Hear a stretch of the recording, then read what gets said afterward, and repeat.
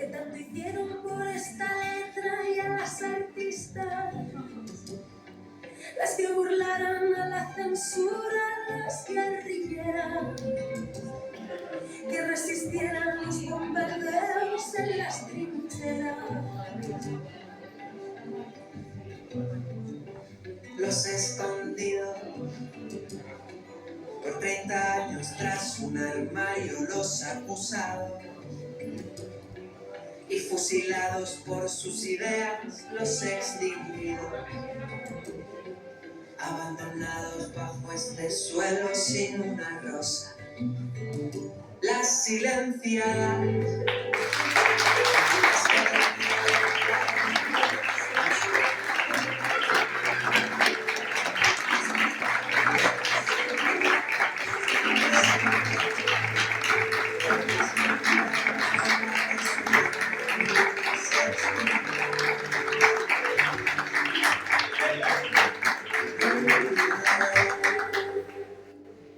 Para que haya servido de algo tanto desvelo, para que no se pierda el poema bajo el sombrero, no olvidaré,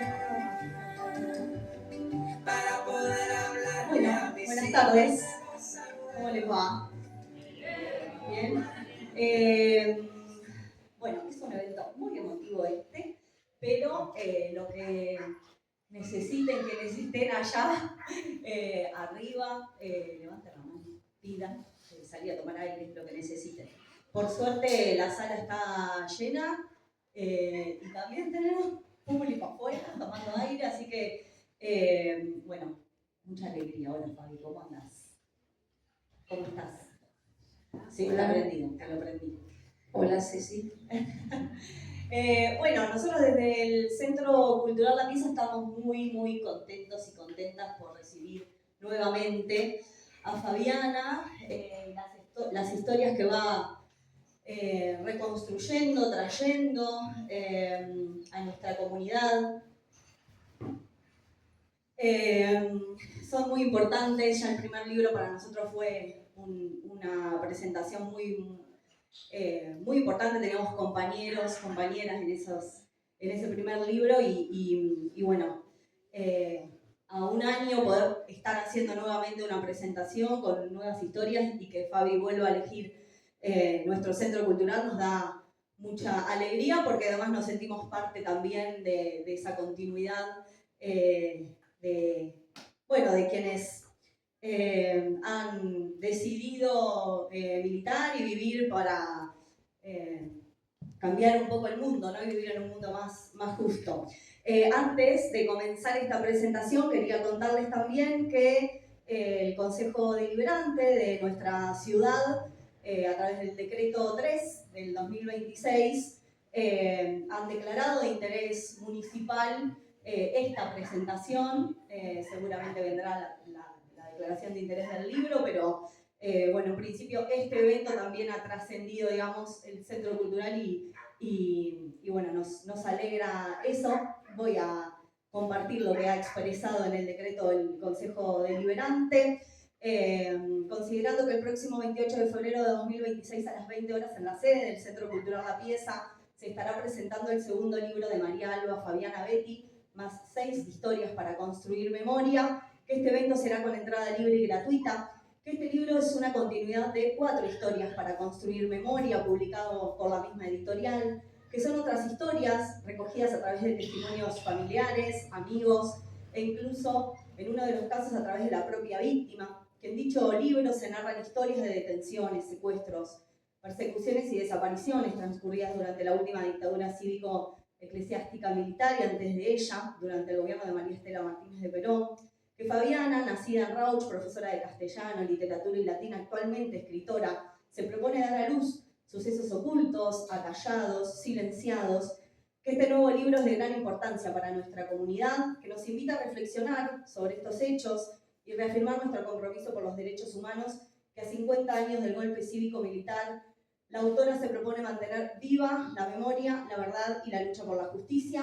Por todo ello, el presidente del Honorable Consejo Deliberante, en uso de sus facultades, que le son propias y conferidas por la Ley Orgánica de las Municipalidades, decreta declarar de interés municipal la presentación del libro Más 6 historias para construir memoria, de María Alba Fabiana Rubio. Así que bueno,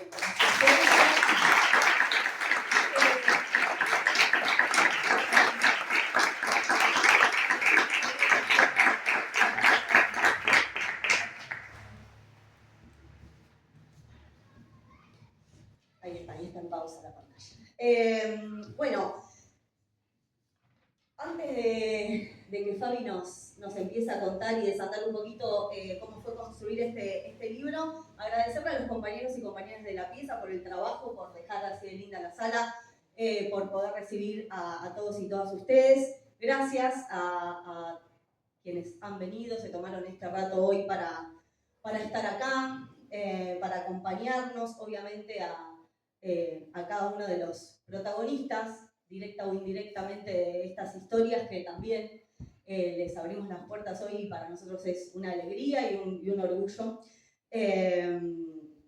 Y bueno, simplemente un poco desear que este libro y que esta presentación nos ayude a que florezcan más pañuelos como las abuelas y las madres nos están proponiendo para este 50 aniversario del golpe.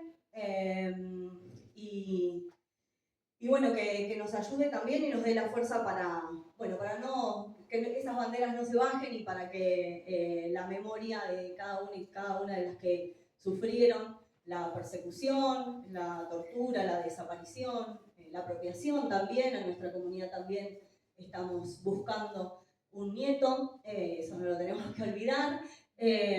Y bueno, que nos dé también estas historias, este libro, este material, la posibilidad de no renunciar a eso y al contrario, ¿no? Trabajar con más fuerza, buscando esos puntos en común y las banderas obviamente innegociables como son la memoria, la verdad, la justicia y la democracia en definitiva también. Fabi, ¿cómo estás? Acá estoy, es muy importante. Bien, Fabi. Bueno, vos querías saludar, agradecer. Sí, bueno, primero agradecer a todos y todas quienes están acá, que nos están acompañando. Ahí está bien, Mariano, vos retame cualquier cosa, ¿está bien? Bien, bárbaro. Un agradecimiento especial, pido disculpas, pero voy a hacer un agradecimiento personal primero, que es a mi familia, porque todas las personas de mi familia, excepto Juan José, que me están acompañando, también viajaron. Victoriano, Romy, Frida y Raimi, que vinieron de Tandil. Pía, que vino de La Plata, que tuvo la tarea de traer de Punta Lara, perdón, que tuvo la tarea de traer a su hermana, Camila, que ella hizo un tramo un poquito más largo para venir a ver a la mamá, porque vino desde Madrid, así que aquí está. Y a mi hermana, que también viajó para estar aquí conmigo hoy, que también vino desde La Plata. Después, agradecer, primero estoy agradeciendo a los que viajaron, después voy a agradecer de otra manera. Miguel Ángel, que acá te veo, Miguel Ángel Santellán, que vino desde Tandil, que se acercó desde Tandil.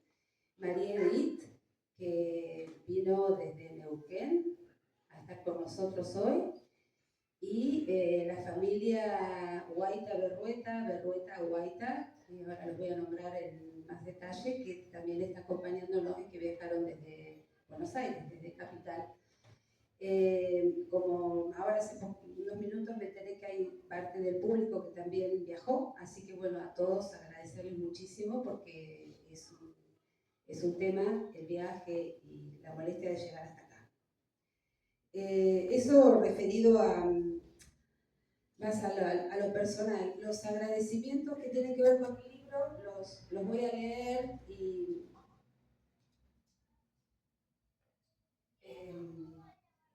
porque así no omito nada por las dudas. Es muy breve, ya estamos.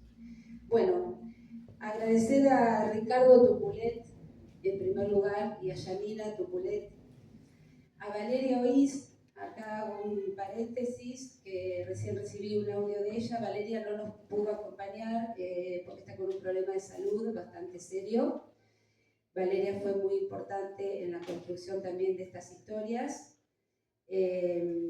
Bueno, así que le mandamos desde acá una pronta recuperación y que ya va a escucharnos de alguna manera. Quiero agradecer a Miguel Ángel Santellán y Carmen Flores, a María Edith Bernatene, a Florentina Guaita, porque sin su generosidad y acompañamiento yo no hubiera podido con esta historia. A Ana Palma, porque sin la ayuda de Ana yo no hubiera llegado a Florentina. A Miriam Berrueta, Mariano Berrueta y toda la familia, por acompañar y alentar la intención que tiene este libro. A la pieza por recibirme siempre y acompañarme. Y a mi familia por apoyarme, ayudarme y alentarme para que cuente estas historias. Bueno, un poco nos contaste, pero ¿cómo estás? Segundo libro. Yo voy a intentar que Fabi se relaje, que disfrute. Esa va a ser mi tarea.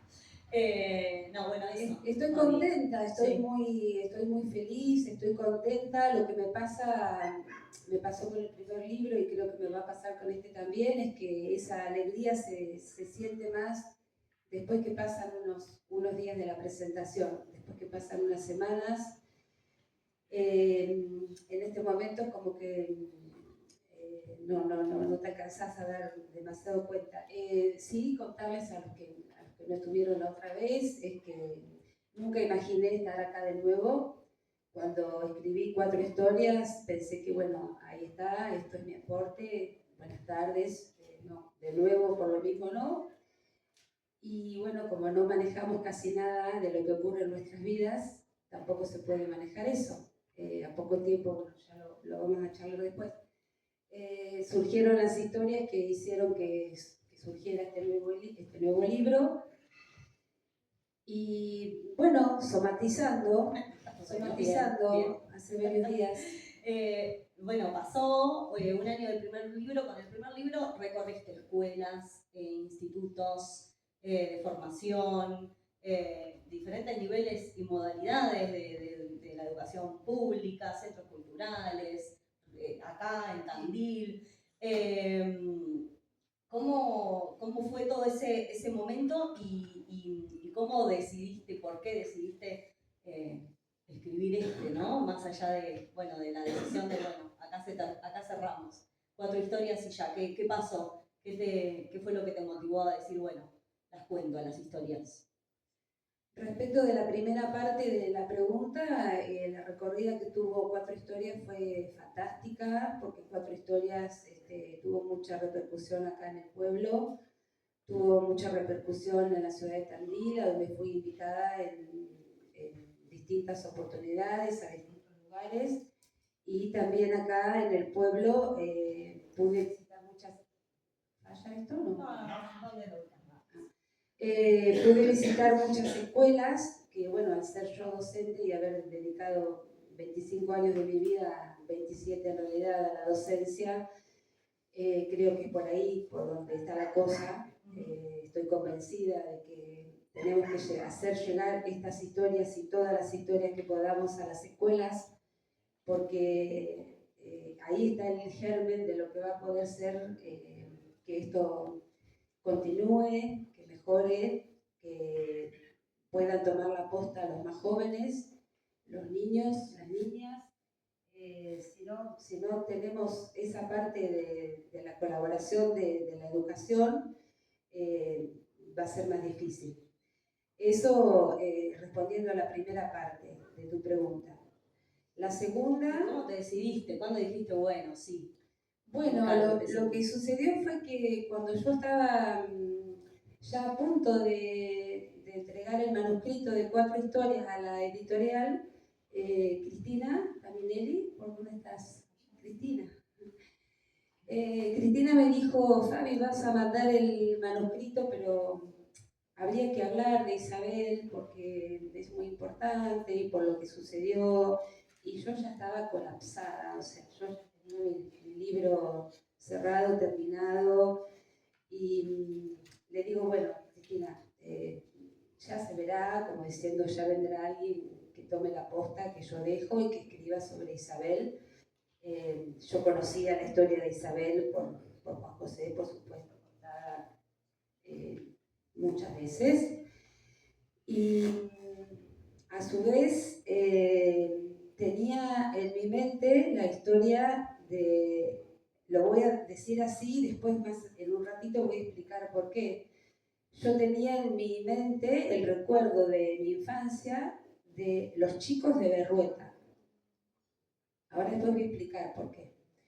Yo sabía que esa historia estaba y entonces cuando Cristina me dice falta hablar de Isabel, bueno, sabía que faltaba hablar de Isabel y de los chicos de Berrueta, pero el libro ya, a ver, para quienes escribimos y sobre todo que en este caso no son obras de ficción, llega un momento en que no podés más, no puede más tu mente, ya está, o sea, querés que el libro vaya y una vez que lo entregás a la editorial decís, ay, qué suerte, ahora problema de ellos que se arreglen, yo ya ahora empiezo a descansar, cosas que no es así porque de la editorial obviamente se contactan con vos todo el tiempo para hacer acuerdos, para...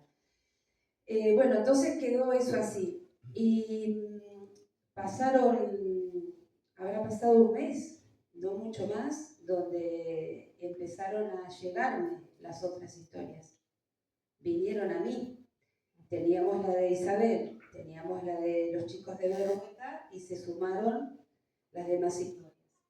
Y bueno, ahí charlando siempre con Juan José y un poco renegando, porque yo digo, no, de nuevo no, pasar por todo esto no. Y entonces él me planteaba, pero ¿por qué si le diste voz a las 4 primeras, no le vas a dar voz a todas estas? Y bueno, ahí me convenció.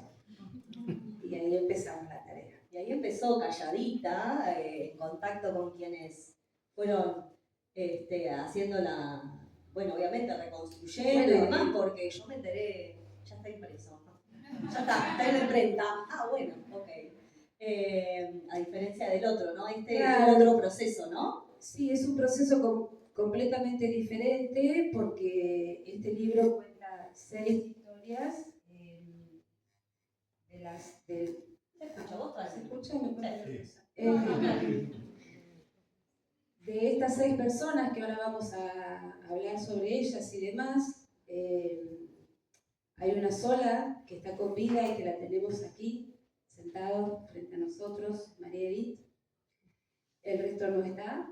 Entonces había que empezar a contactar con familiares, como en el caso de 4 historias, al estar Ernesto y Cristina afortunadamente con nosotros, se fueron dando las charlas en casa siempre, con Ernesto, con Cristina, después con Sonia, después se armó de otra manera la historia de Ricardo, y bueno, una vez que tenés el material que Ernesto, Cristina, Sonia o te van brindando, te tenés que poner a trabajar. No sé si decirlo porque ya lo explicamos esto, pero bueno, los audios que te quedan cuando vos hablas con los familiares o los protagonistas, en este caso de Ernesto y Cristina, te queda un audio que empieza hablando de la prisión o del centro clandestino, después vuelven a la infancia, y después se acuerdan de la tía, y después entonces cuando vos tenés que organizar todo eso,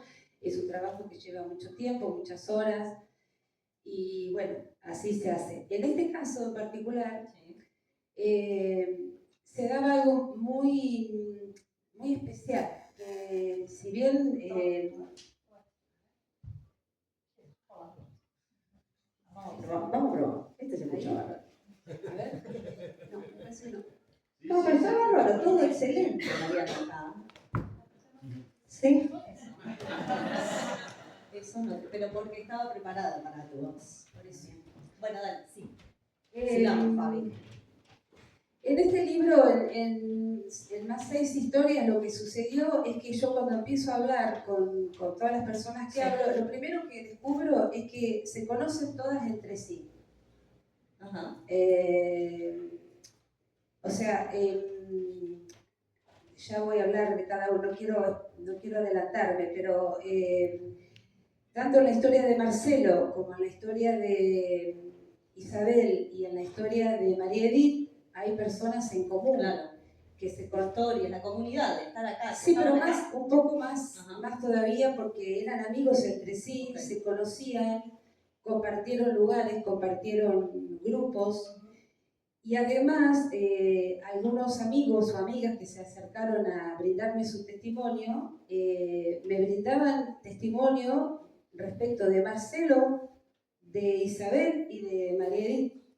Entonces después vos decís, bueno, ¿cómo armo esto? Es medio difícil de armar. Pero esa es una característica que tiene este libro a diferencia del anterior. Las 3 primeras historias están protagonizadas, obviamente hay mucho del pueblo, como dijiste vos en la radio el otro día, y están protagonizadas por personas que se conocían entre sí, se conocían, digo, por las que ya no están. Y entonces eso hizo que el material fluyera y fluyera y fluyera. Siempre te encontrás con la dificultad de que hay personas que no siempre pueden hablar cuando vos querés que hablen. Porque, viste, vos por ahí estás trabajando, estás organizando y decís, fulanita, mirá, estoy esperando tu audio, me dijiste ayer, antes de ayer, bueno, y fulanita... Sí, hay tiempos que tienen que ver con también empezar a contar historias que a veces estaban solamente en las familias, ¿no? A veces ni siquiera eso también por lo que hemos ido sabiendo, ¿no? Claro, entonces tenés que esperar, tenés que tener mucha paciencia, esperar el momento de cada uno. Hubo testimonios que quedaron afuera. Eso te iba a preguntar, si había historias, bueno, no sé si testimonios te referís a historias. No, yo me refería a testimonios que me llegaron de gente que iba a participar testimoniando sobre estas personas, pero que cuando pudieron, ya el libro no estaba, el libro estaba en la editorial. Respecto de lo otro, si hay otras historias, sí hay. Sí hay. De hecho, a mí me llegaron incluso, ¿no? Como algunas o posibles historias o personas, ¿no? Personas de nuestra comunidad que vivieron acá en ese momento o tienen un vínculo con nuestra ciudad y nuestra ciudad también fue lugar de refugio, de cuidado, de protección. Bueno, hay mucho todavía entonces por construir respecto a la historia de esas personas que por militancia o sin militancia o más o menos militancia lo que pasa pasa la persecución. En el caso particular de las 2 historias que me llegaron a mí, que no, bueno, no, las personas no están dispuestas a contar. Entonces hay que respetar su decisión, su silencio. Y sabemos que están, pero bueno, es un no voy a hablar, no quiero que se sepa, no quiero contar, entonces bueno, ahí termina. Obviamente la militancia aparece, el participar en alguna actividad comunitaria o en algo que aporte, digamos, al trabajo colectivo o sí, comunitario, solidario también, ¿no? Eso obviamente aparecía, por supuesto, también en el primer libro. Acá aparece por ahí con algunas, con un poco más de información quizá por ejemplo, del Grupo Evolución, pienso, ¿no? La iglesia, el trabajo solidario que se hacía en el estoy contando sí, ahora un poquito, ¿no? Y lo va a contar Fabi, pero digo, aparece también eso, que no sé qué reflexión te merece o qué sentiste respecto a eso. Bueno, me surgía también eso, ¿no? Como, bueno, ¿te pasa algo con eso? Quizá a mí me pasa algo con eso por ser de otra generación y por ahí empezar a descubrir a partir del libro, bueno, que acá también hubo gente que por supuesto, militó antes que nosotros, por ejemplo, que estamos acá en un centro cultural, ¿no? Intentando hacer un aporte, ¿no? Que no es poco, ni al contrario, lo que hacen ustedes acá. No, respecto de eso me pasan dos cosas. Por un lado, yo tenía 12 años cuando sucedió el golpe de Estado, no me quiero hacer la joven, pero es la realidad. Y entonces también crecí con eso de que en Rauch no había pasado nada, o sea, en mi casa no se habló demasiado, en el pueblo en general, o sea, si pasa actualmente que a vos te pasó, que cuando empezaron a querer, yo cuento para los nuevos, para los que no estuvieron la vez anterior, que Cecilia y un grupo de jóvenes que vienen asiduamente acá al Centro Cultural y que son contenidos y demás, querían averiguar en su momento, bueno, cuáles eran los casos de Rauch y qué había pasado, y la respuesta era nada, ¿no es cierto? Claro. Que no había pasado nada, absolutamente nada. No teníamos a dónde ir a buscar información, era con el envío, participamos en Jóvenes y Memoria y empezamos a preguntarnos qué pasaba con el 24 de marzo, con el 2 de abril, en nuestra comunidad, qué se sabía, qué no se sabía, y descubrimos que del 24 no podíamos ir a buscar nada a ningún lado, no existía nada. En paralelo a eso, Fabi empieza a contarme que estaba escribiendo un libro y lo necesitamos para que todas las historias y todas las voces y todas las miradas estén en nuestra comunidad, si no, hay una parte que parece que no existe, ¿no? Así que... Y bueno, parece ser que el día de la presentación de 4 historias se enteraron medio de prepo que habían pasado un montón de cosas. Y lo otro que me pasa es que me quedó muy en la memoria y me sirvió mucho, Romy no sé dónde está, cuando fui invitada por Romina a llevar el libro anterior al instituto, que le decíamos antes el ISER en Tandil, un instituto terciario, una docente que estaba ahí entre el público dijo algo que me pareció tan significativo que se los quiero compartir. Porque también, ahora cuando hablemos de estas 6 historias, esa frase o esa reflexión tiene mucha validez. Esta chica contó que ella en su casa escuchaba, creo que decía que lo decían los papás, que no había que tener miedo en ese momento, que había que estar tranquilos, porque si vos no hacías nada, no te pasaba nada. ¡Qué mentira! ¡Qué gran mentira! Entonces esa reflexión me sirvió mucho porque nuestra primera historia, que es la de Marcelo, ya viene a comprobar que eso es una mentira. Y además no estamos hablando de que aquí se trate de si participabas o no, eso es un detalle, se trata de lo que ocurría. Pero esa otra reflexión, de que si vos hacías algo te pasaba algo y si no hacías nada no te pasaba nada, no funcionaba así. Hablabas un poquito de tu niñez y hay alguna de las historias que también te resonó a vos en la memoria, ¿no? Que no sé si después lo querés contar después. Bueno, pero bueno, también traigo eso porque digo, también pueden empezar a resonarles historias a ustedes, a quienes están acá, a partir de leer el libro o también a partir de empezar a hablar de esto. Para ir cerrando y ya ir a las historias y avanzar con la parte final de la presentación, pero que es la más también potente, porque es importante que se lea, se regale, se distribuya, salga por todos lados a partir de ahora este libro. Este y 4, ¿no? Los 2. Claro, un poco ya te lo dije, yo soy una convencida de que tiene que partir todo de las escuelas. Los docentes, si no son docentes comprometidos, la tarea no va a servir demasiado. Lamentablemente estamos viviendo una realidad política, social, actual que no nos ayuda, al contrario, creo que varios de los que están acá habrán oído comentarios en la tele, en las radios, de distinto espectro esta semana, que todos dicen hay un rum, se viene algo para mañana, para el 24, un anuncio, y bueno, a despertar, a salir, a manifestar, a hacernos oír, a luchar, no por nosotros, pero acá está mi nieta y mi nieto, y si yo no hago algo para que ellos vivan en un país mejor, en una sociedad mejor, para que ojalá cuando ellos sean adultos, algunos de los que están aquí presentes, me refiero a los familiares de los protagonistas o a María Edith como protagonistas, hayan obtenido alguna respuesta. Porque si no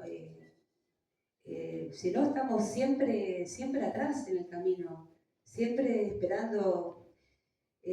Así que ¿por qué? Porque sí, porque es tan necesario como cualquier otra cuestión que hace a nuestra vida. Saber la verdad, conocer la verdad y el derecho a la identidad. Como dijo Cecilia, aquí en Rauch estamos buscando un nieto. Entonces, no podemos detenernos ni distraernos, porque si nos distraemos...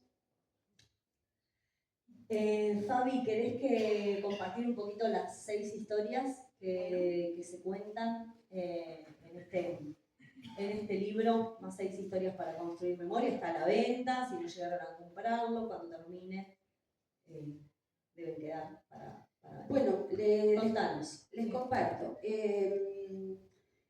Primero les voy a contar que tomé una consideración, una reflexión que me acercó mi hijo mayor en su momento y que me sirvió muchísimo para pensar cómo hacer esta presentación, que es no leerles nada del libro, excepto unas pequeñitas sorpresas.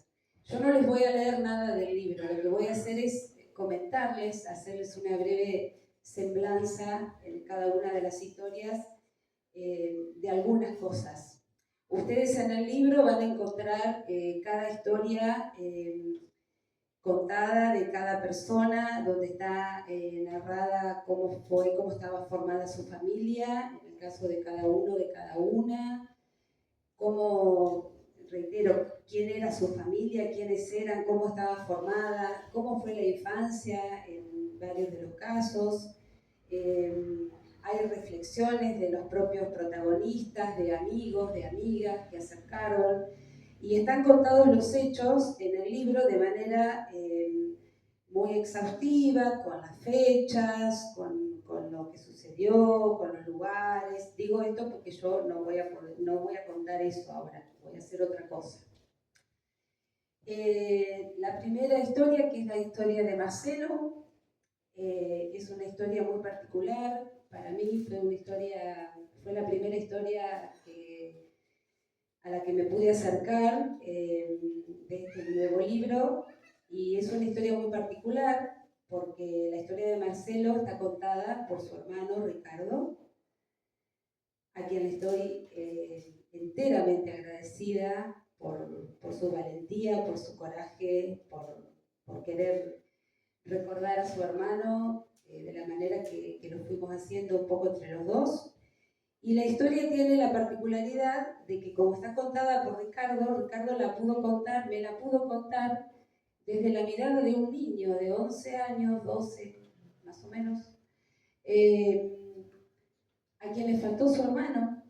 Pero entonces él no me la cuenta como un adulto, me la cuenta como el niño que era y que de pronto faltó su hermano. ¿Quién era Marcelo? Marcelo Touculé, estamos hablando de esa persona. Era un joven que tenía una zapatería, su oficio era ser zapatero acá en Rauch, y que tenía una zapatería, había hecho otros trabajos antes. Bueno, todo lo que yo no diga está en el libro. No es por eso, es porque... No es por eso, es porque si no son muchas historias y hay historias que son un poquito más largas. Marcelo tenía una zapatería, para todos los que son de Rauch van a entender perfectamente, a buen entendedor pocas palabras. Tenía una zapatería en la calle Alberti de nuestra ciudad, de nuestro pueblo, que le había prestado Celestino Gamboa un lugar en su casa, en la parte de atrás, para que Marcelo pudiera abrir su zapatería, digamos, en forma autónoma, independiente. Era un lugar también de reunión, los chicos pasaban por ahí, tomaban mate, escuchaban música, esos lugares que se prestan para que la juventud se acerque. Ricardo iba todos los días a la zapatería de su hermano y repartía los arreglos, los zapatos arreglados que Marcelo iba terminando, y bueno, seguramente Marcelo le daría una contribución a ese niño que hacía esa tarea. Y un día sucedió que Ricardo llega a la zapatería de Marcelo. Marcelo hacía eso, claro, por todo lo que estuvimos hablando antes. Llega a la zapatería de Marcelo y se encuentra con que está la radio prendida, las luces prendidas, pero Marcelo no está. Y ellos habían hecho un acuerdo que si algún día pasaba eso, bueno, Ricardo sabía que tenía que apagar las luces, apagar la radio y bueno, irse para su casa. También era un niño pequeño, o sea, estamos hablando de 13, más o menos, 13 años. Cuando Ricardo llega a la zapatería, previo a esto, estamos hablando de la calle Alberti, yo voy a ser muy sutil, por propio cuidado.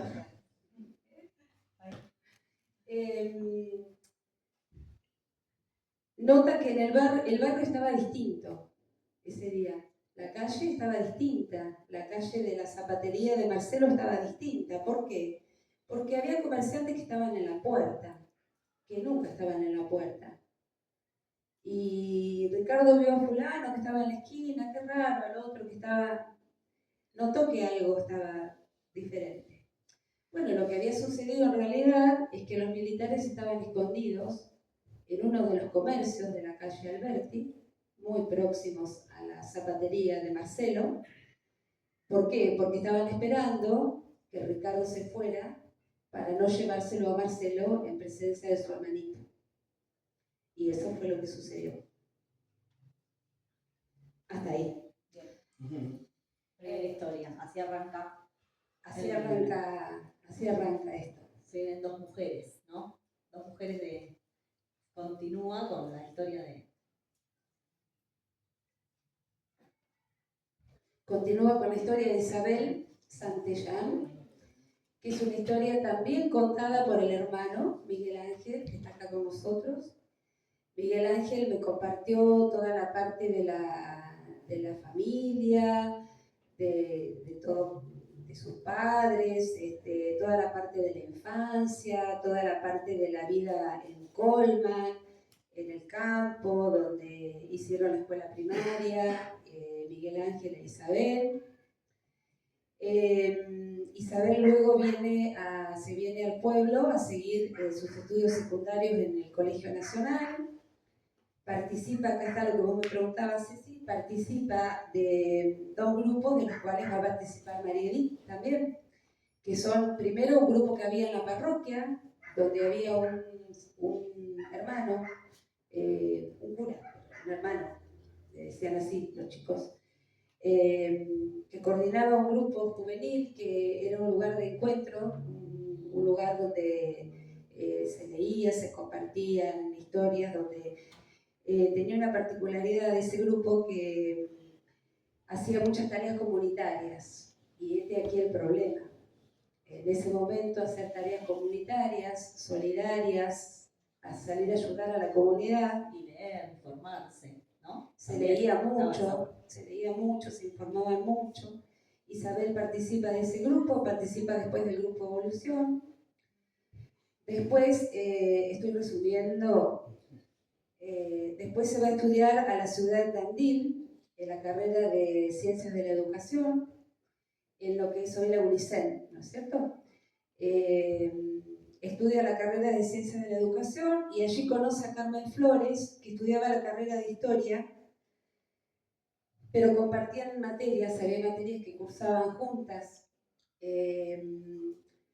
Forman un grupo muy especial de chicas en ese momento, forman lo que fue el primer centro de estudiantes de humanidades, del cual Isabel fue la vicepresidenta, y me adelanto para después regresar. El año pasado, Miguel tuvo la suerte de estar presente.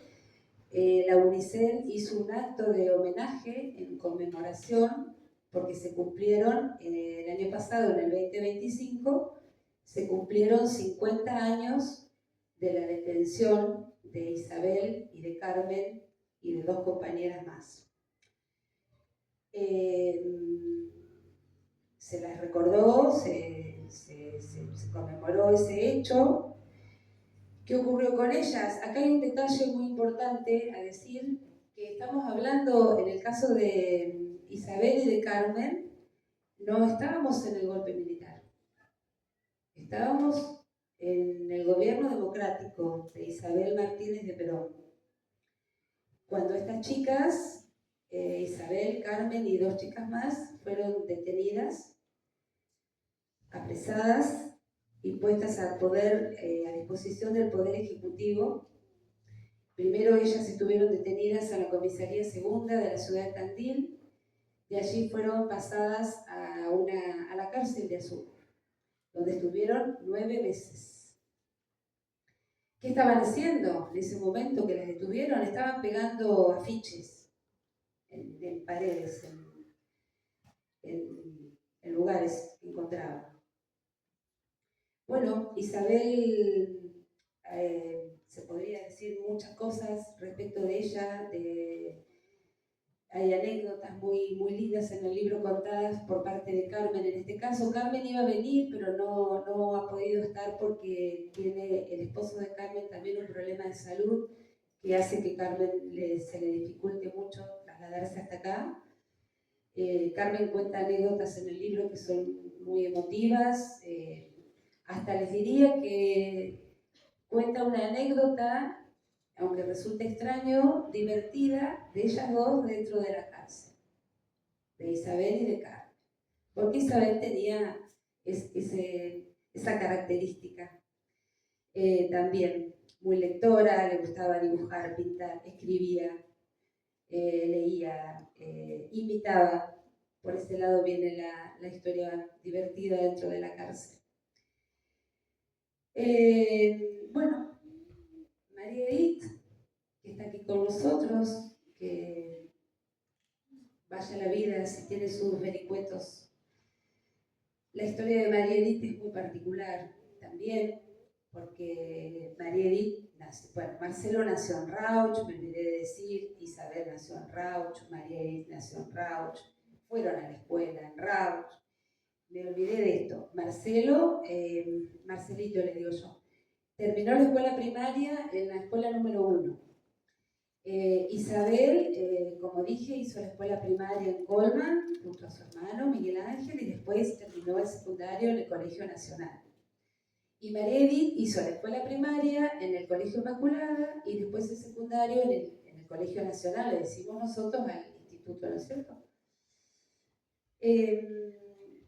En el caso de María Edith, está contada también de forma muy especial su infancia, la participación que coincidía con Isabel en el grupo de la parroquia y en el grupo de Evolución. María Edith termina el secundario y se va a estudiar a Las Flores, primero al magisterio, como les decíamos antes, los que somos más viejos, y después se va a estudiar a la ciudad de La Plata la carrera de profesorado de educación física. ¿Qué le ocurre a María Edith? Le ocurre que, por ahí después nos cuenta ella algo más, le ocurre que en 3 oportunidades no estaba cuando la fueron a buscar. En palabras de ella, que me atrevo a repetirlas porque sé que no va a tener problema, en palabras de ella lo toma como que fueron bendiciones que recibió, porque en 2 oportunidades que la fueron a buscar a la pensión en la ciudad de La Plata, donde ella vivía, y por distintas razones, ya van a ver en el libro, o no durmió allí esa noche, o llegó 10 minutos después, o no la reconocieron. Y en otra oportunidad fue aquí en Rauch, para los que siguen diciendo, no, no pasaba nada. La van a buscar a su casa, donde estaban sus papás, su mamá, su papá, y ella hacía 10, 15 minutos que se había ido a la terminal a subirse al micro que la llevaba de nuevo para La Plata.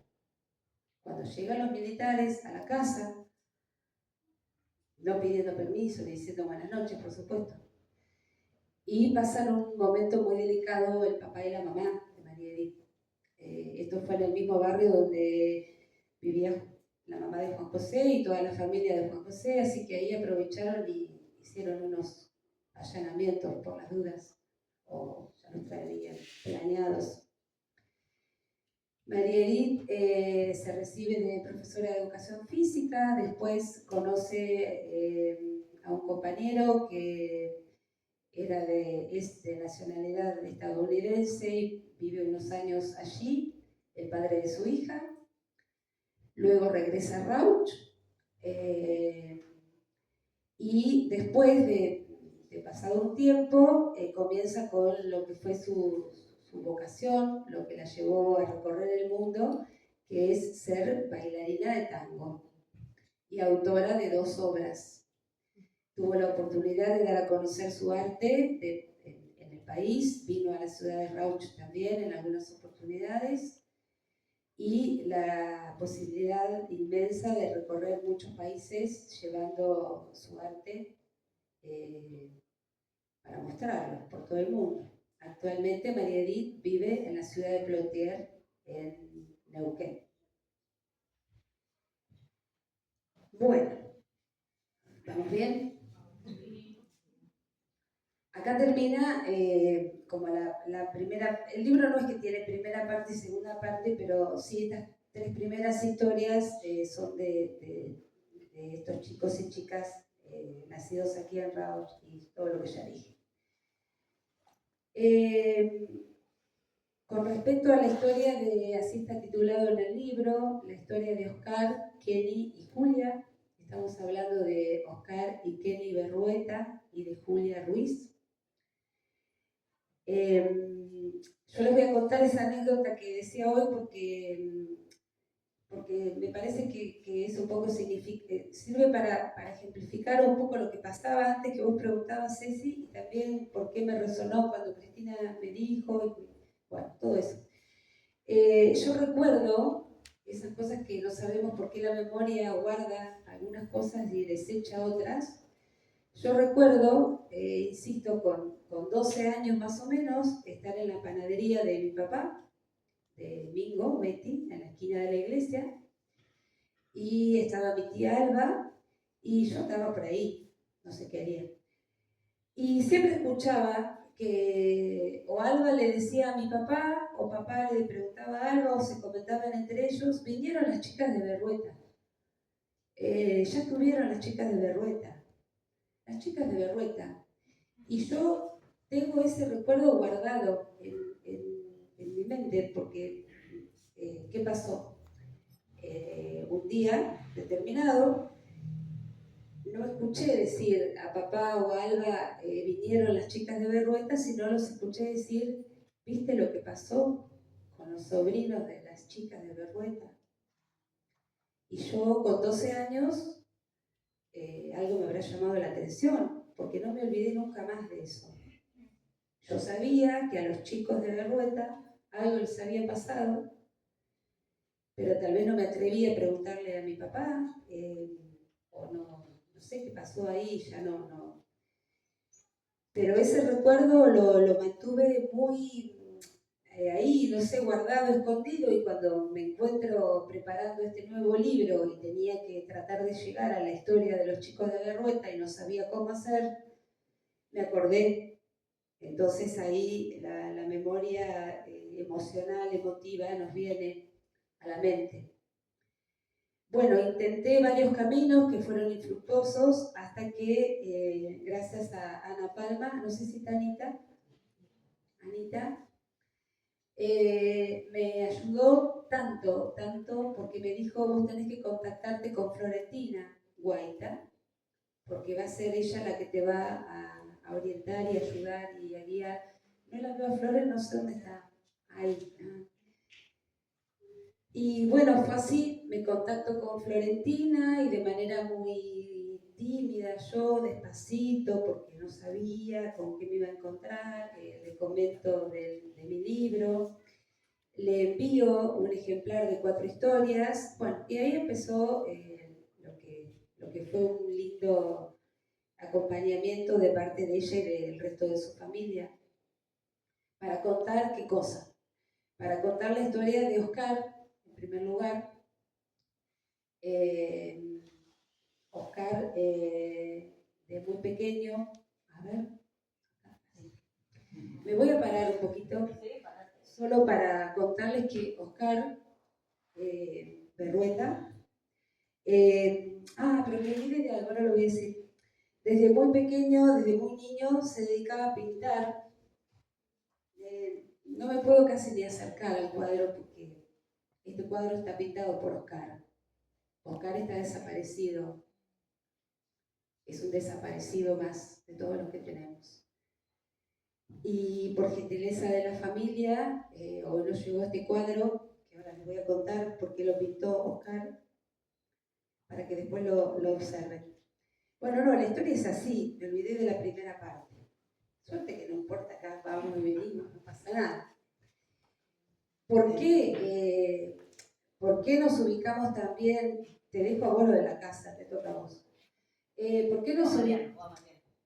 Mariano, ¿por qué nos ubicamos acá, tanto en nuestro pueblo? Porque Oscar y Kenny Berrueta son hijos de Mila Ascazuri Molinuevo y de Henry Berrueta Espondaburu. Conocen todos los apellidos que yo nombré, ¿no es cierto? Conocen todos los apellidos. Mila y Henry se conocieron aquí en Rauch. Mila participaba de unos cursos que se daban en lo que en ese momento era la Universidad Popular San Martín.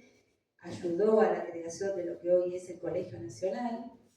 Se conocen con Henry, se ponen de novios, no sé.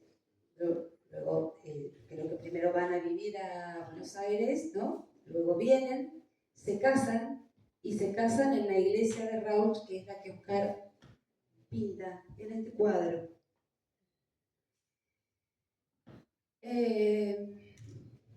Oscar, reitero, le gustaba mucho pintar, pintó muchos cuadros, pintaba mucho sobre la naturaleza, porque ellos venían en los veranos a pasar. A ver, Mila y Henry tuvieron 4 hijos. Kenny, Oscar, Miriam, que está aquí con nosotros, y Roberto.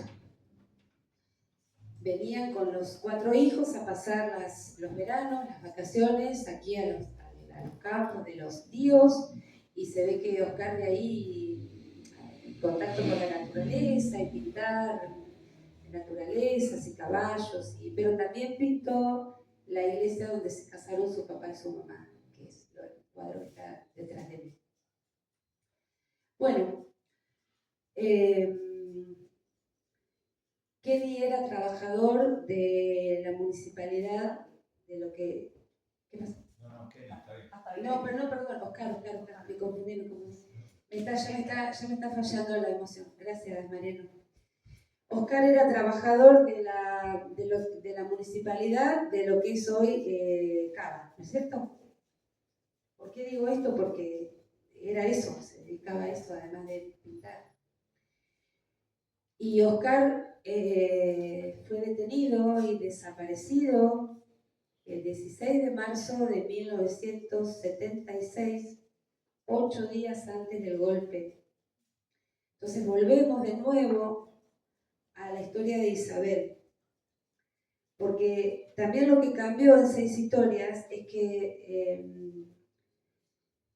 no todas las desapariciones, las detenciones y todo lo terrible que lleva aparejado todo eso, hablo de tortura, etcétera, ¿no?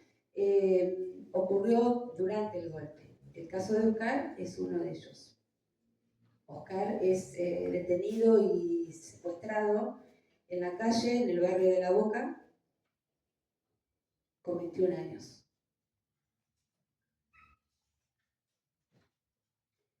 Y este vacío que se hace acá es el vacío que se ha hecho en la familia de ellos, que están aquí acompañándonos, en el vacío que se hace entre todos nosotros, y que yo lo único que voy a hacer, en este caso, antes de pasar a hablar de Kenny, si me permiten, es leerles unos versos muy cortitos. Florentina, que está aquí entre nosotros, escribe unas cosas preciosas, y elegí yo para introducir la historia de los tres, elegí uno de todo lo que tiene escrito Florentina, con su autorización, por supuesto. Elegí unos versos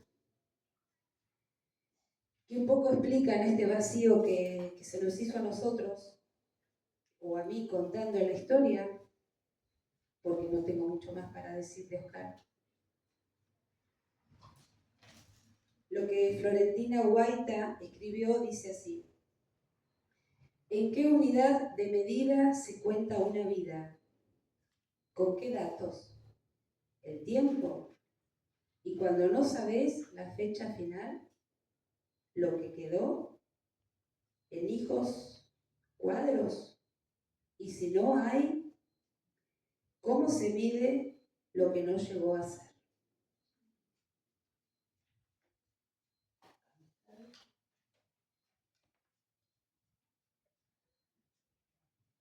Bueno, Kenny Berrueta, hermano de Oscar, de Miriam y de Roberto,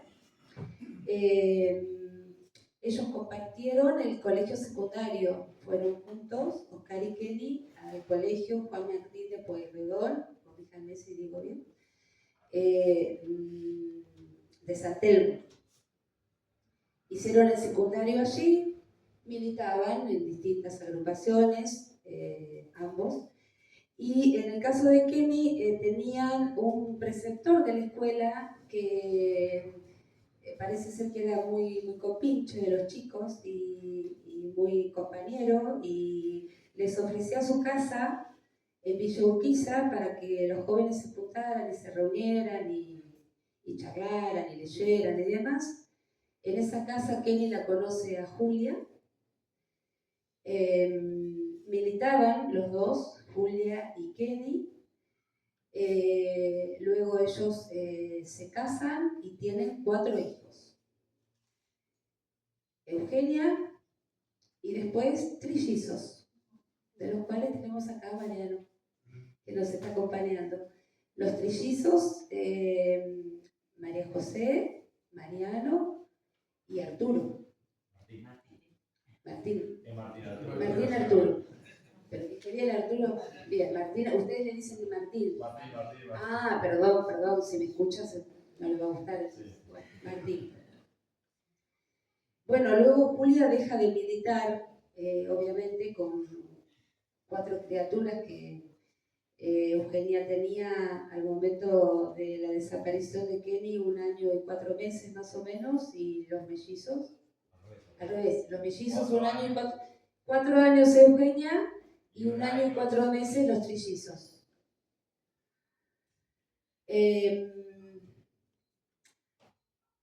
En mayo de 1977, en la calle, Kenny había salido hacia una cita con un compañero de militancia a encontrarse con una persona, y ahí es detenido, secuestrado y llevado a la mansión Seré, que seguramente la han escuchado nombrar porque es un centro clandestino lamentablemente muy, muy mencionado. Lo llevan a Kenny. Creo que habían hablado con Julia que si no regresaba, Julia tenía que tomar determinadas medidas de precaución y demás. Las horas pasan, se hace la noche, Kenny no vuelve, y estando Julia con las criaturas, los pequeños y las pequeñas, irrumpen también no amorosamente, como ya dije, en el departamento que compartían con Kenny, y la llevan a Julia. Y quedan los niños y las niñas allí. En el libro anterior yo esto lo expliqué y me parece importante, por ahí choca un poco, pero a mí me parece muy importante remarcarlo, porque es otra cosa que también la sociedad tiene que saber. Y cuando, en este caso me refiero a toda la sociedad, los chiquitos, los jóvenes, los grandes, los adultos, todos.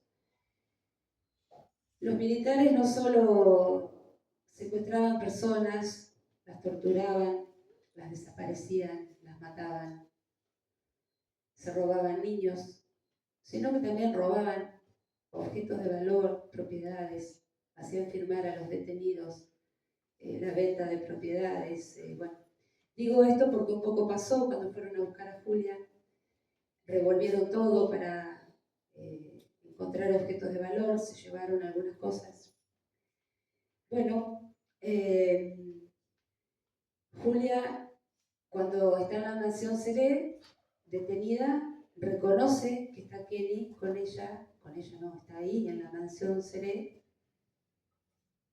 en la tortura. Porque torturaban a Julia en presencia de Kenny y a Kenny en presencia de Julia.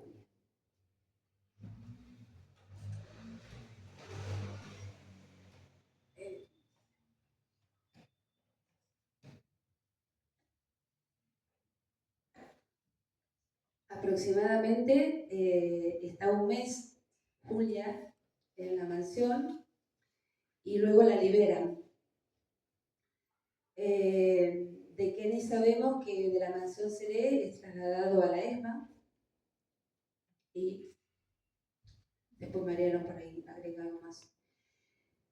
Julia se puede reunir con sus hijos e hijas que habían quedado al cuidado de los abuelos, y cuando creyó, seguramente, imagino que bueno, que podía estar a salvo en ese departamento y en ese lugar con sus hijos y con el resto de la familia de Kenny, ¿no es cierto? Con Mira, Henry, todos, Miriam, la seguían hostigando a Julia, la seguían hostigando de tal manera que la perseguían, la llamaban por teléfono a la madrugada, la amenazaban, o sea que aún después de haber estado detenida, torturada, dejada en libertad, los militares seguían con su persecución. Lo que hace que Julia tome la determinación de irse a vivir con sus niños y sus niñas a la ciudad de Villa Mercedes, en San Luis, porque allí vivía su mamá, y tratar de comenzar una nueva vida. Eso hizo. Fue una mujer que se dedicó muchísimo a la cultura, a los derechos humanos, fue una luchadora incansable que recibió muchos premios y muchos reconocimientos. Con el tiempo formó una nueva pareja con la cual tuvieron otra hija, Paz. Y bueno, ahí. Yo antes de seguir con lo que tenemos un poquito planeado con Ceci, a ver si puedo. Cuando estaba preparando esta presentación, quise preparar unas palabras para hacerle llegar a Mila. Y como soy mamá, no pude. Quería preparar 3 o 4 cosas para que Mila en algún momento, si Miriam, Héctor, los chicos, cualquiera, le podían mostrar, hacer oír, no sé, bueno, Fabiana mandó un saludo y te dice tal y tal cosa. No pude porque Mila está en su casa en Buenos Aires y yo soy mamá, entonces no pude escribir nada. Así que, Mila, el día que escuches esto, que te cuenten los chicos, simplemente decirte que te abrazo con el corazón, con el alma.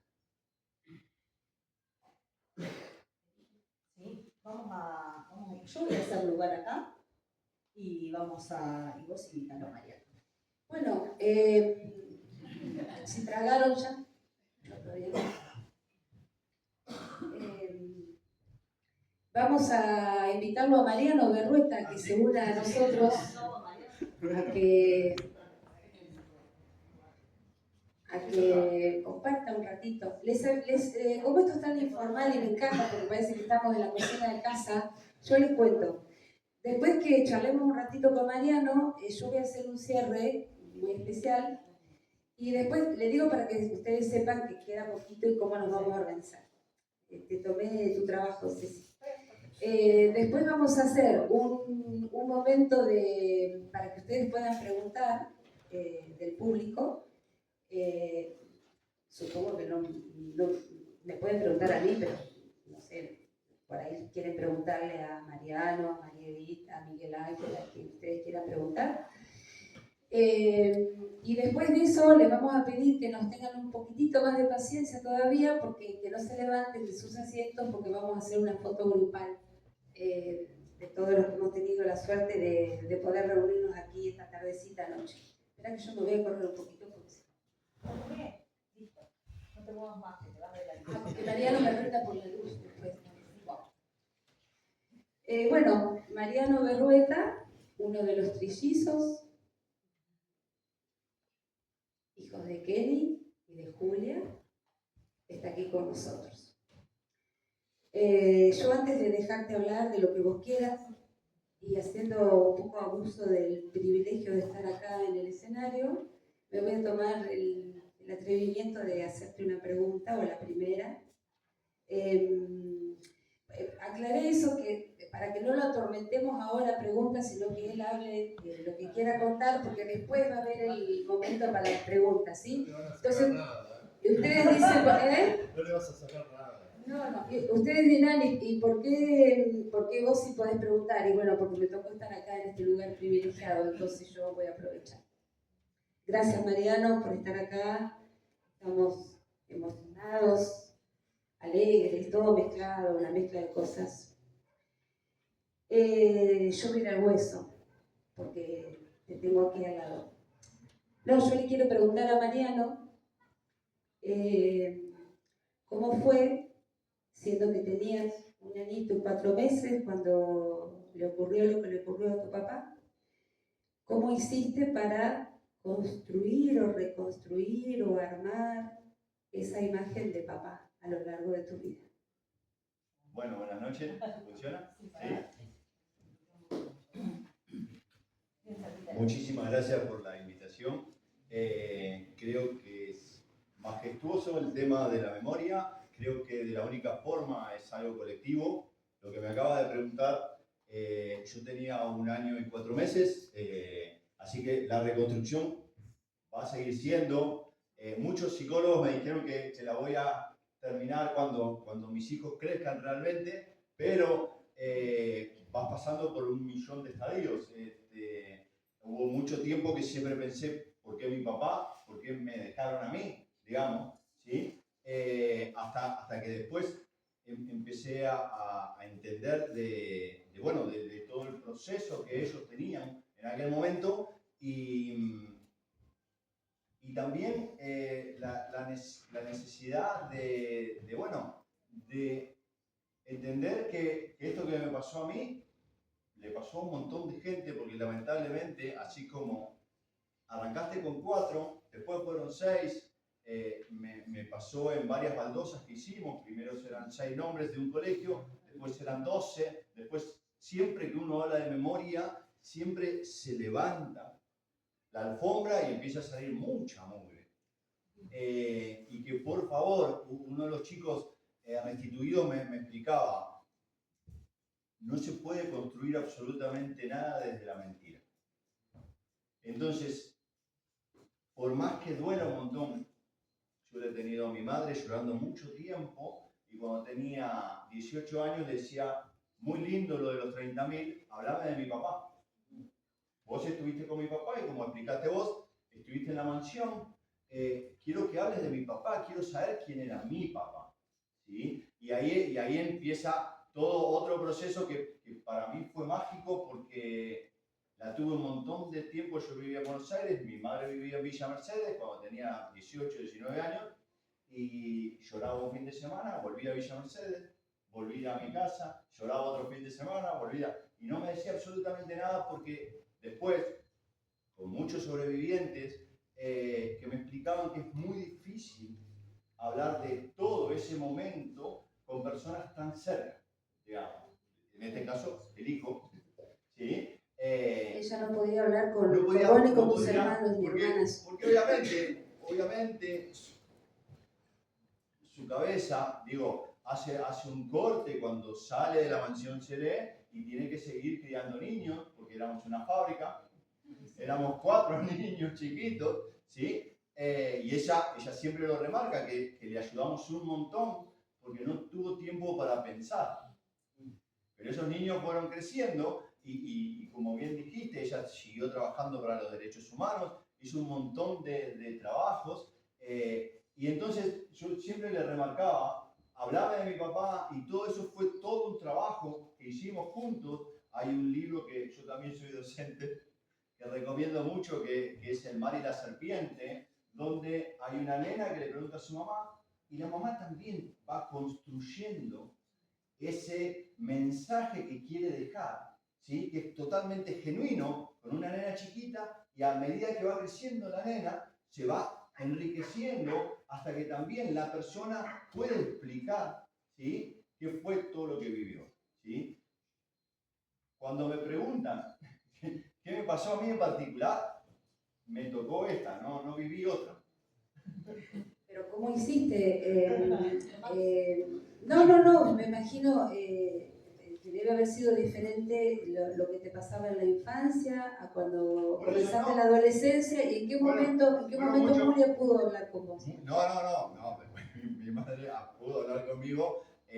Yo también, digamos, hice todo, digamos, he militado en un montón de organizaciones de derechos humanos.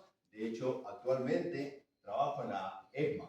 Digamos, no puedo decir ex-ESMA, ¿sí? Para mí va a seguir siendo la ESMA. Soy profesor de música y trabajo para la universidad, y doy clase y voy toda la semana a la ESMA y estoy empapado y sigo sabiendo que tu empapado. papá estuvo ahí. Mi papá terminó, y yo siempre digo un chiste muy malo, por favor, no lo repitan acá adentro, participó de los vuelos de la muerte, ¿sí? Yo estuve con personas que sobrevivieron de la ESMA y que me dijeron, este era el catre que tenía yo, bueno, tu papá estaba acá. Y sí, he hecho muchas cosas. ¿Y esta casa y el vínculo con Y esta casa, bueno, esta casa es algo muy bien. Gracias por traerme esta casa. Interrumpo brevemente, porque lo que va a contar Mariano ahora no flashó. Bueno, el profe de literatura, no me hagas hablar así, Cecilia. ¿Qué sucedió? Me cuenta un día Florentina que mientras estábamos armando la historia, pero el centro cultural donde vos vas a presentar el libro fue la casa de la abuela Florentina, o sea, la bisabuela de ellos, ¿no? La abuela de Miriam, Ken y Oscar. Y yo dije, wow, no, estaba en casa trabajando, José andaría por ahí, así que seguro que fui a decirle, pero vos entendés que el lugar donde vamos a presentar el libro fue la casa de...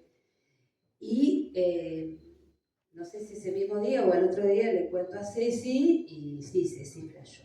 Ceci flashó.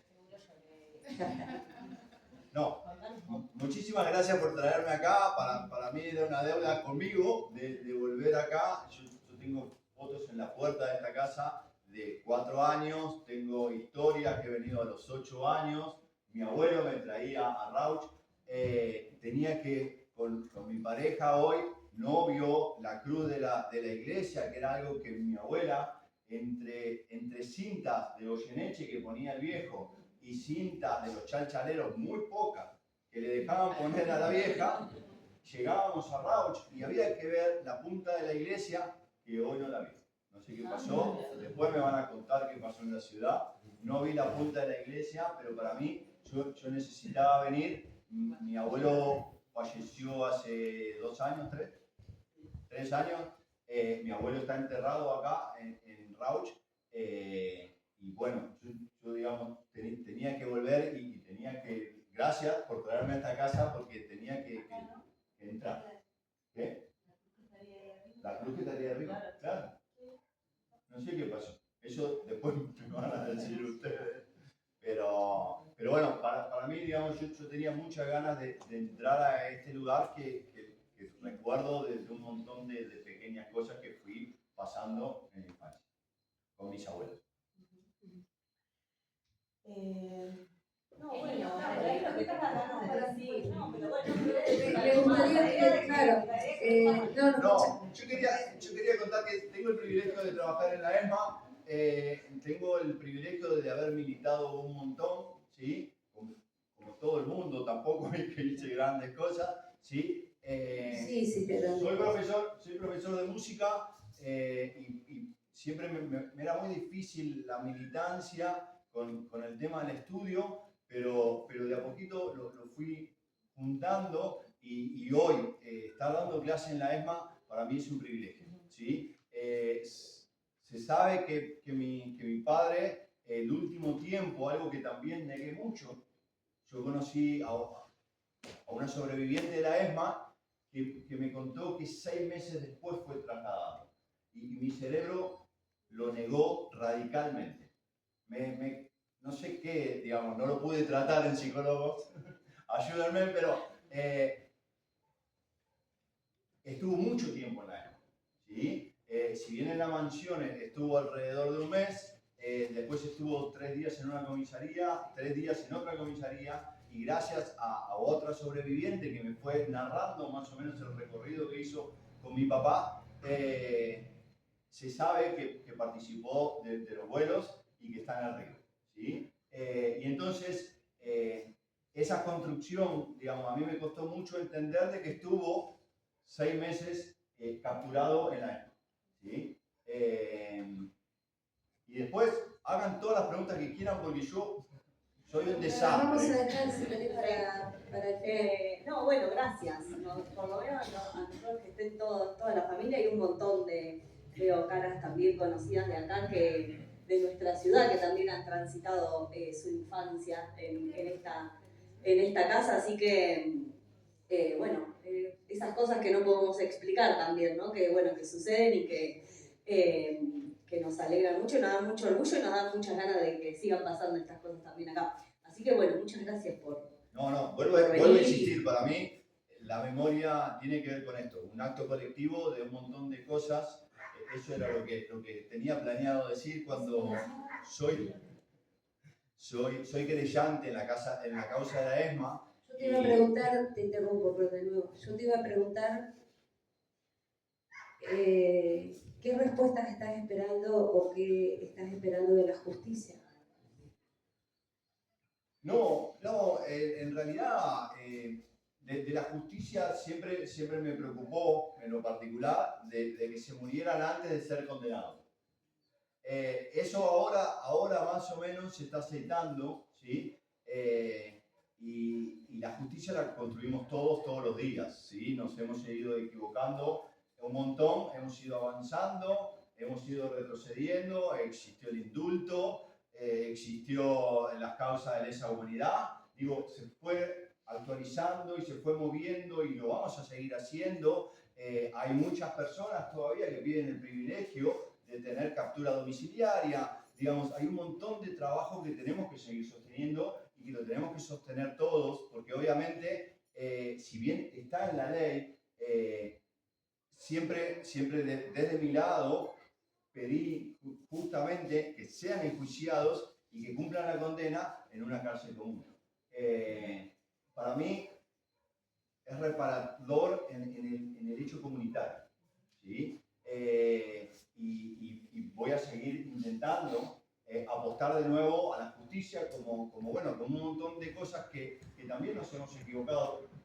Debemos reconocer desde un montón de organismos de derechos humanos hemos ido y vuelto permanentemente. De hecho, es hasta el día de hoy que los juicios continúan y que hay un montón de cosas con más dificultad por todo lo que estamos viviendo con la justicia, ¿no? Pero que todavía, digamos, tenemos un montón de recorrido por hacer y que para mí es fundamental. Una persona, digamos, para mí siempre fue muy clara la consigna de juicio y castigo para un genocida.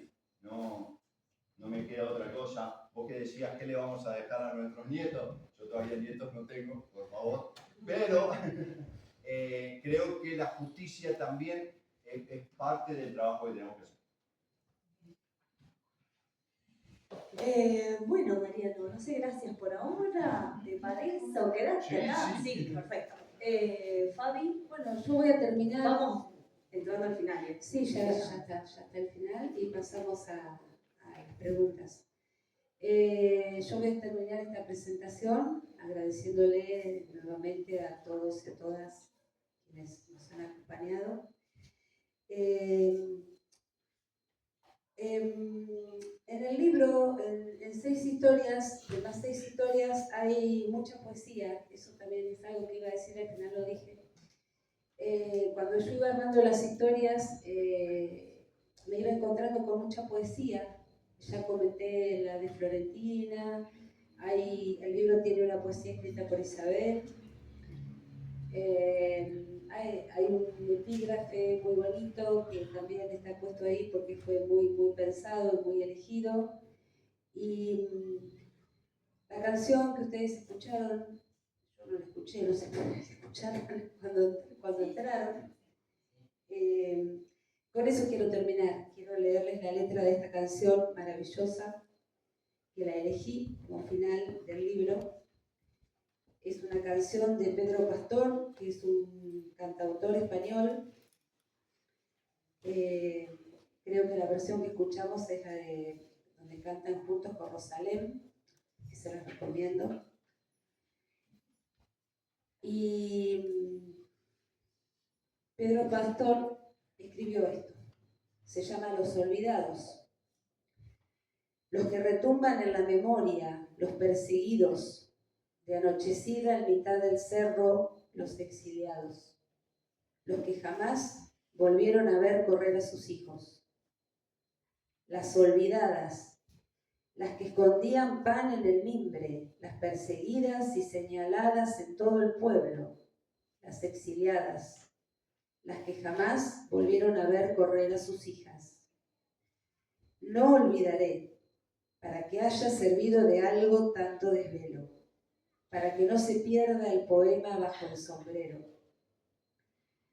No olvidaré para poder hablarles a mis hijos de los abuelos, para que un día al fin descansen justos los huesos. No olvidaré. A las maestras que tanto hicieron por esta letra y a los artistas, las que burlaban a la censura, las guerrilleras, que resistieran los bombardeos en las trincheras, los escondidos por 30 años tras un armario, los acusados y fusilados por sus ideas, los extinguidos, abandonados bajo este suelo sin una rosa, las silenciadas, las que del miedo quedaron mudas, las que parieron y les privaron de la semilla, las invisibles. Hoy las nombramos para que su llama nunca se extinga.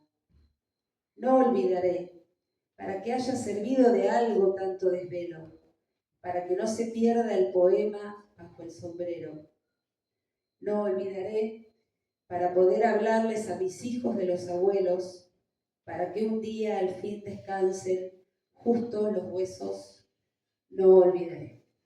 Muchas gracias.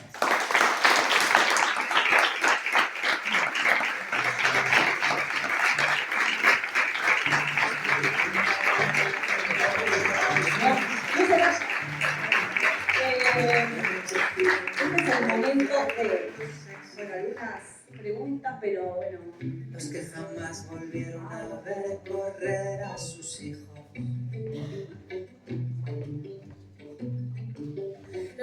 olvidadas, las que escondían pan en el mimbre, las perseguidas y señaladas en todo el pueblo, las exiliadas. Bueno, como decía Las que jamás Fabi, volvieron a ver por sus hijas.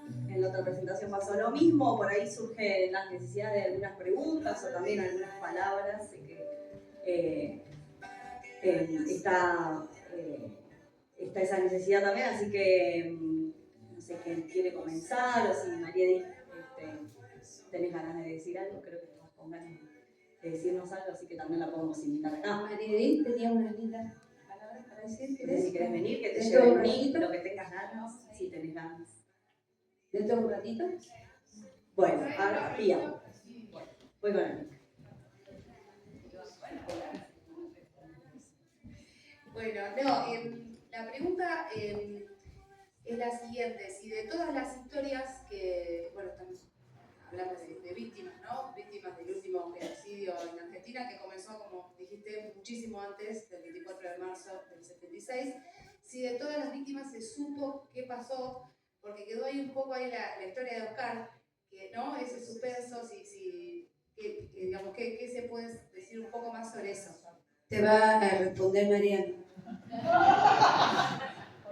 No, bueno, algo que me acordé que logré, yo me atribuyo un montón de cosas que no las hice yo, pero sí, digamos, yo de mi papá he reconstruido un montón de cosas, pero justamente de Oscar no sabemos absolutamente nada, entonces algo que me tomé de una atribución era justamente dar el ADN para ver si en alguna tumba, en algún lado, ¿sí? Podíamos encontrar y conseguí que Roberto lo dé. Que también, que para mí fue todo un triunfo para que el hermano, digamos, porque yo sabía que siendo sobrino iba a quedar muy lejos del ADN, pero siendo hermano iba a quedar muy cerca.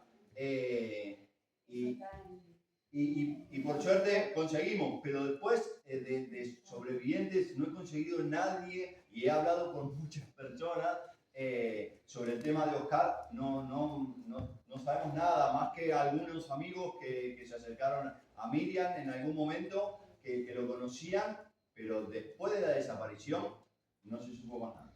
Vos tenías algo que nos comentaste hoy que tienen un nombre, ¿no? Una manera No, de... es decir, la situación de Oscar, lamentablemente, es la situación de muchos desaparecidos, muchas desaparecidas, que no se sabe nada más a partir del momento que los secuestran. En la justicia hay causas que se llaman como los no vistos, no vistos porque Los no vistos. Claro, porque, digamos, ¿cómo saben los sobrevivientes, digamos, cómo saben los familiares de cuál fue el destino, lo que llamamos el derecho a la verdad, a conocer la verdad de lo que ocurrió, digamos, con las víctimas del genocidio? Y la verdad que hay muchísimas personas que no pueden reconstruir esas historias. Y creo que está bueno resaltar el caso de Oscar en ese sentido, no solo porque no supieron nada más, sino porque fue antes del 24 de marzo, digamos. Tiene como esas dos características tan buenísimas poder intercambiar el tema. ¿Alguien más? Pía tiene el micrófono. Si alguien quiere decir algo. No.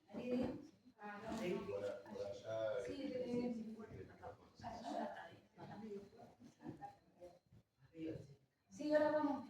Ahí va para arriba también el micrófono. Bueno, buenas noches a todos. Gracias infinitas por este libro, por ser tan valiente. Gracias por toda tu familia hermosa. Espera, María, que te vamos también.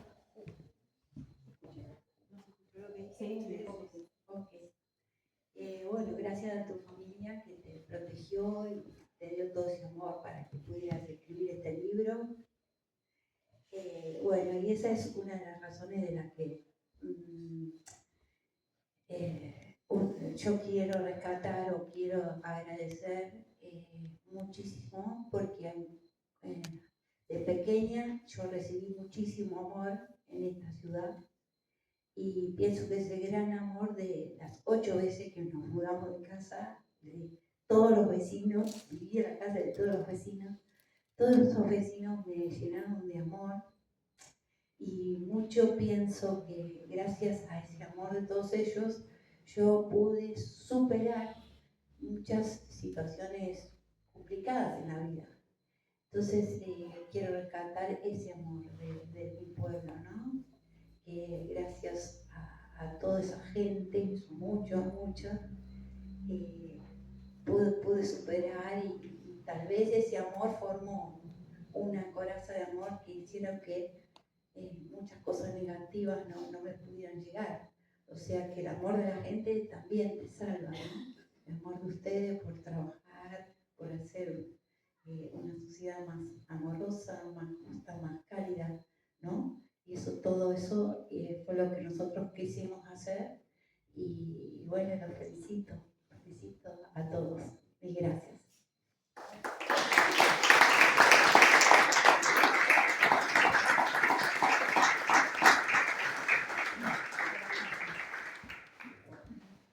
Quédate con el de cable y pasar el de Sí.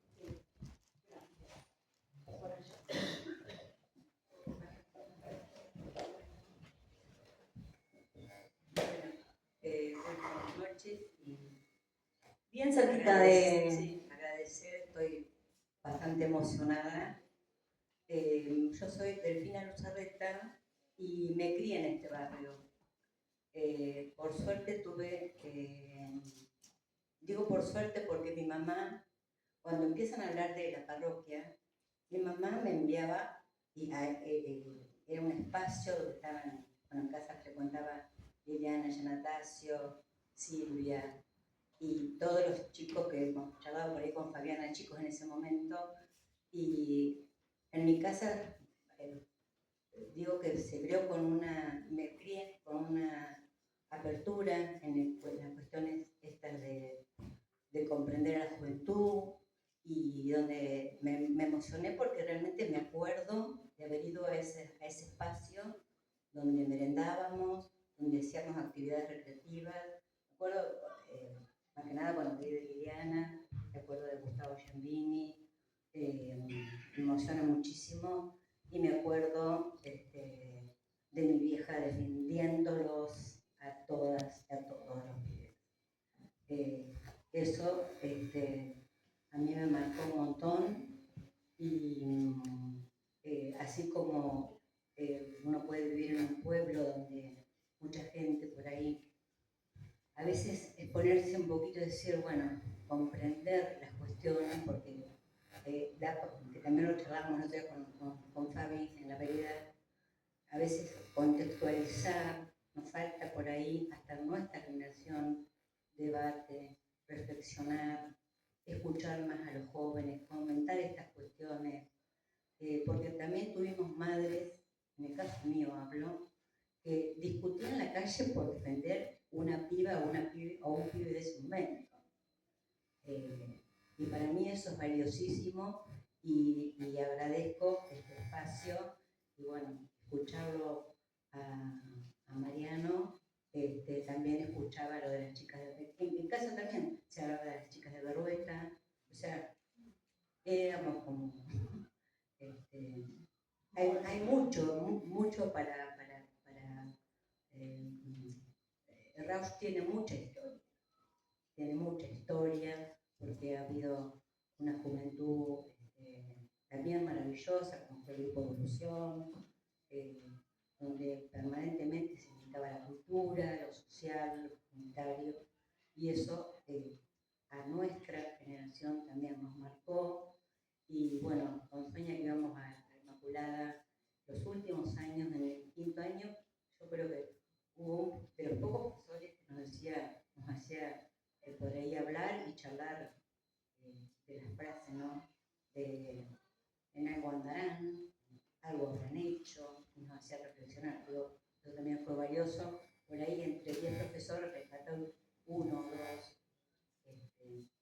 Bueno, hizo un relato global. Gracias. ¿Alguien más? Ahí está el mic. ¿Alguien más tiene ganas de decir algo, preguntar? ¿Estamos bien? Bueno, Bueno, Mariano, seguir reflexionando para todos nosotros a pedido de Fabiana. Y bueno, te ha tocado. No, bueno, por ahí para cerrar, imagino que lo que quiere Fabi es, después de pasar claro, lo que tengas ganas, y después no se vayan porque Fabi va a invitar a quienes aportaron estas historias para, por ahí si apagan el mic que tienen, sí, pero nada, si lo bajan, y así no sé. Vamos a dejar un recuerdo que, bueno, son aprendizajes también. En la otra presentación no hicimos fotos, bueno, qué cosas nos queremos llevar, pero bueno, en esta no nos queremos olvidar de registrar un poco ese momento.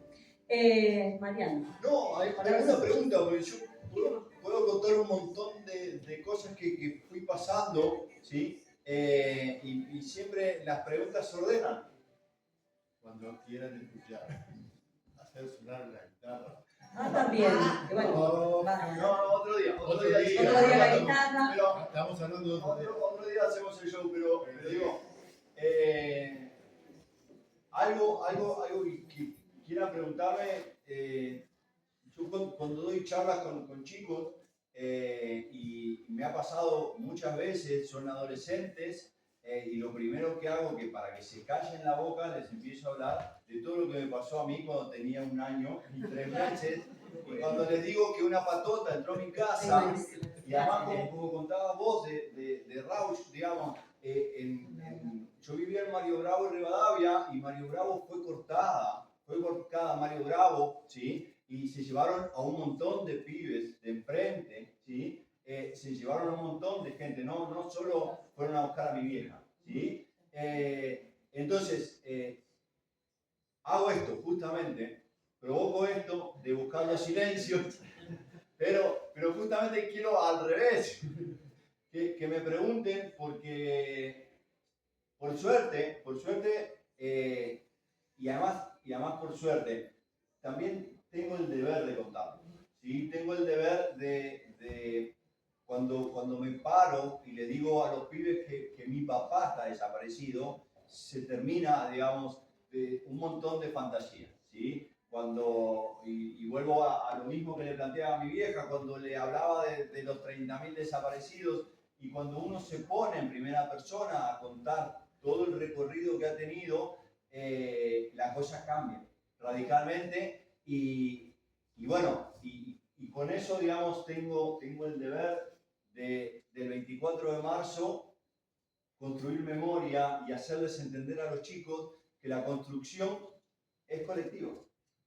Yo no podría, cuando los abogados querellantes de la ESMA me citaron a mí para que diera testimonio ante los jueces, yo les decía, todo lo que voy a contar, me lo contaron.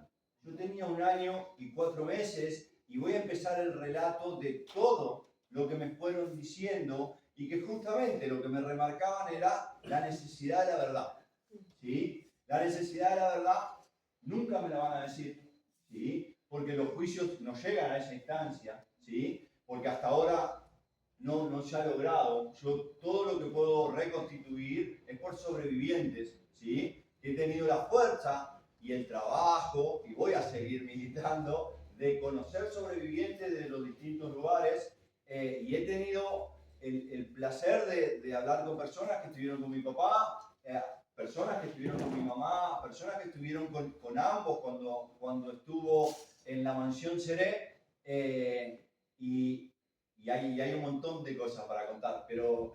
Ahí convenciste a una, bien.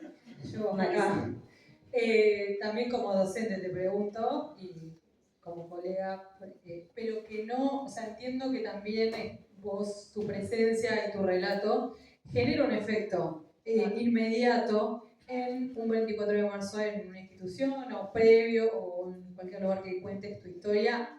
Es muy poderoso y muy fuerte como sensación. ¿Quién se te va a parar de mano, entre comillas, de los pibes para decir, no, bueno, nosotros, el resto, por ejemplo, que no tenemos esa apoyatura, ¿viste? Y que estamos, yo hace relativamente poco que volví al pueblo y veo, estuve en La Plata también, pero veo cómo hay un discurso medio en modo entre meme, chiste, como una cosa irónica, medio también de época, donde va avanzando y legitimando también a los, quizá a gente que tiene mi edad y que también tiene hijos, que todavía no sé, no tenemos 40, pero que les queda cada vez más lejos el relato, que por ahí nosotros, no sé, yo fui a la facultad y a mí me arrasó, no tenía ni idea, o sea, no dimensionaba desde acá del pueblo todo lo que había pasado, y cuando fui al primer 24 de marzo en la Plaza San Martín, se me vino el mundo abajo y dije, ¿qué pasó? Entonces, más que nada eso, ¿viste? Como desde qué lugar encarar ahora en esta como chiste que se toma tan lejano, cómo, más que nada, cómo eso, hacer la transposición a trabajar con nuestros alumnos, obviamente que no bajando ni relegando el tema, pero sí desde qué lugar estaría bueno, para charlar nomás, sugerencias y demás. Sí, obviamente que vamos a seguir trabajando el tema, pero cuando en la sala de profes también tus propios colegas están dudando, ¿viste? De nada, porque yo no vi nada, no pasó nada. Imagínate. A mí me encanta el debate, digamos. Yo creo que lo más sano que podemos hacer es intercambiar ideas, es discutir, es enojarnos, pelearnos un poco. Es lo que vos decías en la cocina, es confundirnos, ¿sí? Y entender de que uno, digamos, muchas veces en la charla se me han parado un montón de pibes porque lo bueno de ser pibe de 15 años es que se impone a todo. Y me gusta, y obviamente también entiendo de todo un proceso. También entiendo de que va a repetir cosas que escuchó en la televisión, tal cual, y las va a sostener. Y me gusta y apoyo eso, ¿sí? No es que me voy a pelear absolutamente con nadie, sino que bienvenido a la discusión, ¿sí? Y para mí, discutir y rediscutir y volvernos a equivocar y volver, lo mismo que dije con el tema de los juicios, es sumamente enriquecedor porque, digamos, vuelvo a insistir, la verdad, a mí no se me va a dar, no me van a dar la verdad, pero sí vamos a construir una memoria colectiva, ¿sí? Y para la construcción, me parece lo más sano, ¿sí? Es volver a discutir, ¿sí? Cuando hablabas de mi papá, yo la primera charla que di en una universidad de Capital Federal, le dije, lo único que me sacó la dictadura es no haber crecido con mi padre, ¿sí? Y eso ya no se puede volver para atrás, ¿sí? Entonces, yo me crié sin un padre, ¿sí? Y son las marcas que te van quedando, pero a partir de ahí es todo lo que vamos haciendo todos los días, ¿sí? Desde la docencia, desde el trabajo diario, digamos. Como dijiste, la calle estaba distinta, ¿sí? Y la calle estaba el zapatero, pero también estaban los vecinos. Y algo que no tenemos en Buenos Aires es volver a la calle es lo prohibido, ¿sí? Pero justamente creo que la memoria es absolutamente colectiva y depende del acto que hagamos todos los días, en cada paso que hagamos, ¿sí? Y no creer en un triunfalismo, digamos, no creer que porque hoy todos ustedes me dieron la razón, yo estoy bien, sino al revés, nutrirme de preguntas molestas, de cosas que me van a incomodar y que también me voy a equivocar, porque la construcción de la memoria pasa esto. Yo estaba seguro que con esta chica que me contó que estuvo con mi papá 6 meses adentro de la EMA, yo no había hablado nunca. Mi memoria seleccionó un montón de cosas, ¿sí? Y también hay que darse tiempo. Algo que, perdón lo que voy a decir, pero algo que amo de las viejas es tener la constancia de todos los jueves, ¿sí? No es una lucha de un día. Tengo 50 años, yo pensaba empezar mi charla diciendo, yo nací el 23 de enero del 76, ¿sí? Y obviamente, mi madre se separó de la militancia porque tenía una terrible panza de trillizos. Entonces estuvo un año sin militar y luego que nacieron los trillizos, estuvo mucho tiempo sin volver a militar, porque obviamente había trabajo en mi casa, ¿sí? Entonces, esta construcción, ¿sí? Nos la tenemos que hacer y sin temor a equivocarnos, sin temor porque creo que el día que yo me crea el sabedor de la verdad, me gustó lo de sabedor, por favor anótenlo la profesora de literatura, la voy a estar agarrando.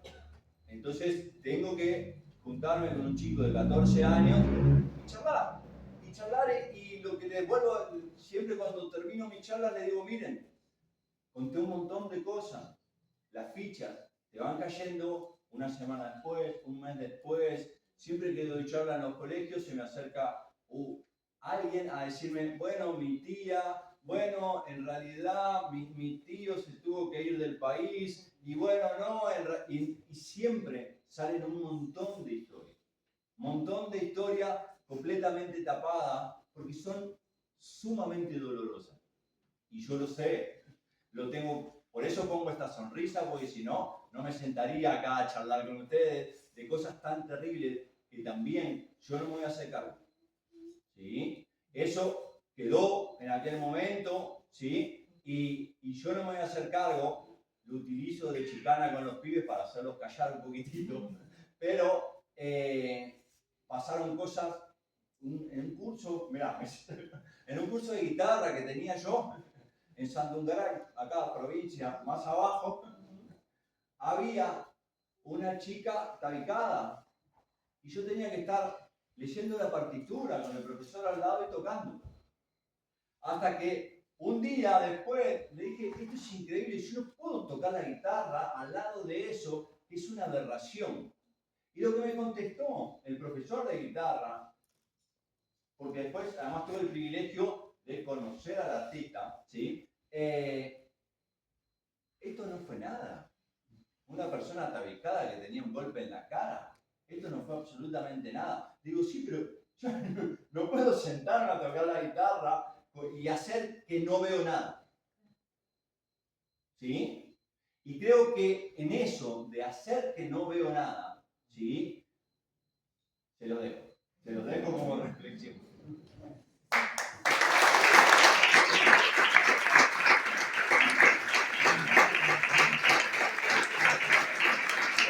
Bueno, para despedirnos, les voy a pedir a Ricardo, a Miguel Ángel, a María Edith, a Miriam, a Florentina y Mariano que está aquí, a que se acerquen, así nos sacamos una linda foto grupal, después haremos otras, no me olvidé de nadie, ¿no? Ceci, vení.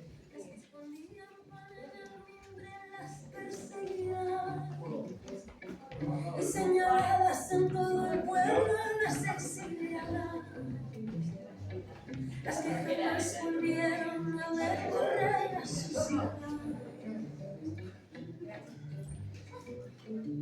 No olvidaré, para que haya servido de algo tanto desvelo, para que no se pierda el poema bajo el sombrero.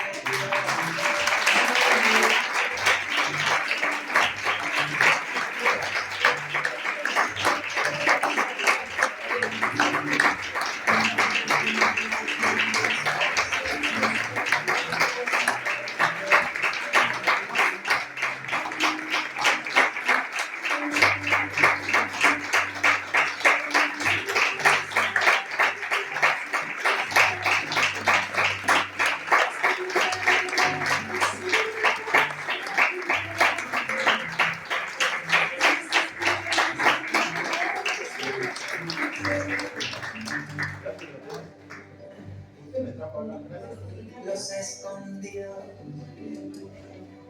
30 años tras un armario, los acusaron y fusilados por sus ideas, los extinguieron,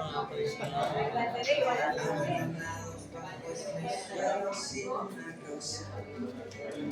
Las silenciaron, las que del miedo quedaron mudas, las que parieron y les privaron de la semilla las invisibles. Me quedo con la vida. Gracias.